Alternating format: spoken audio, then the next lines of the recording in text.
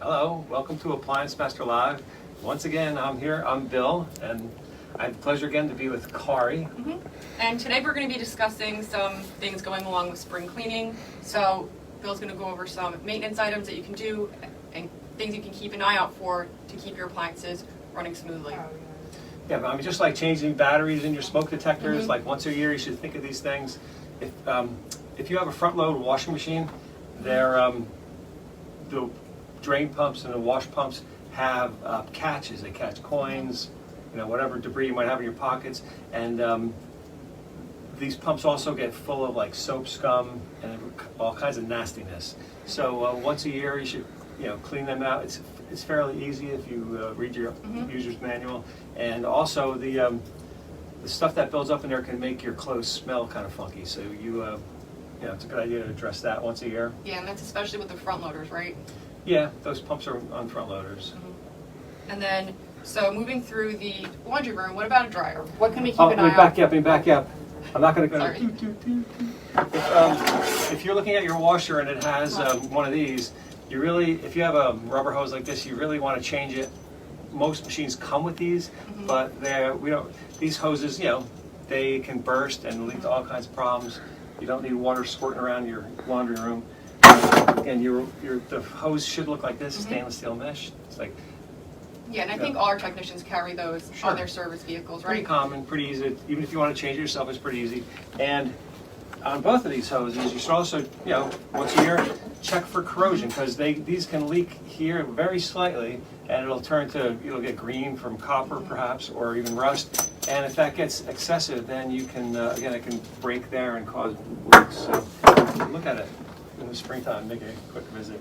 Yes, definitely. Oh, lastly, look underneath the washer for water stains on the floor, because you can have a leak, and you may not be a visible leak, but it'll leave like a stain on the floor. Something to do a couple push-ups while you're down there. Yeah. Check it out.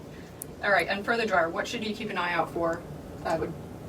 We always recommend the dryer vent analysis. Our technicians do. It's $39. Come out, and not only is it a visual inspection, but we take measurements of airflow and back pressure in the system to make sure the venting is working properly. Yeah, and that's something that we recommend done every year, as most homeowners associations require it.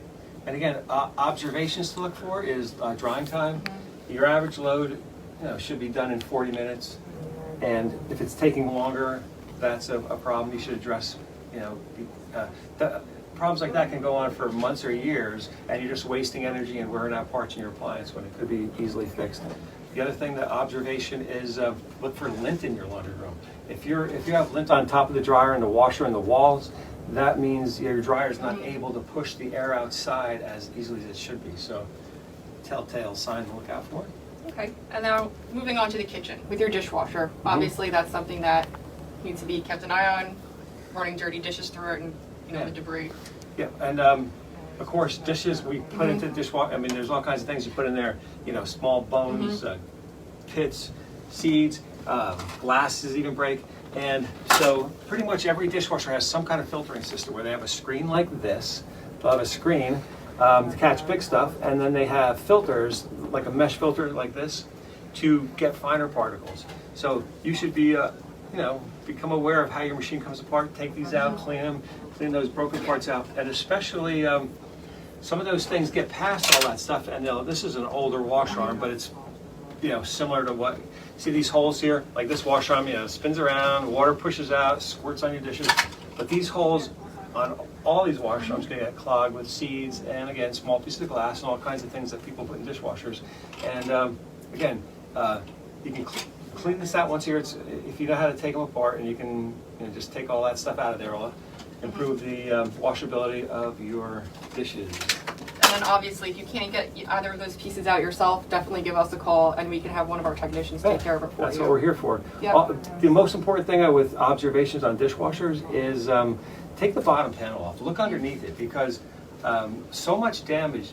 Dishwashers rarely cause a huge flood with water cascading through your kitchen.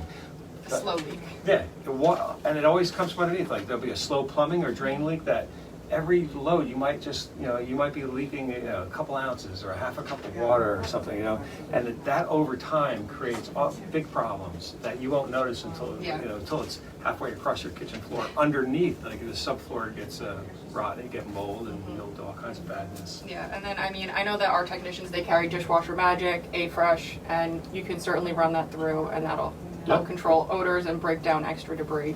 Yes. So with the kitchen too, the refrigerator, there's some obvious things that you should be doing.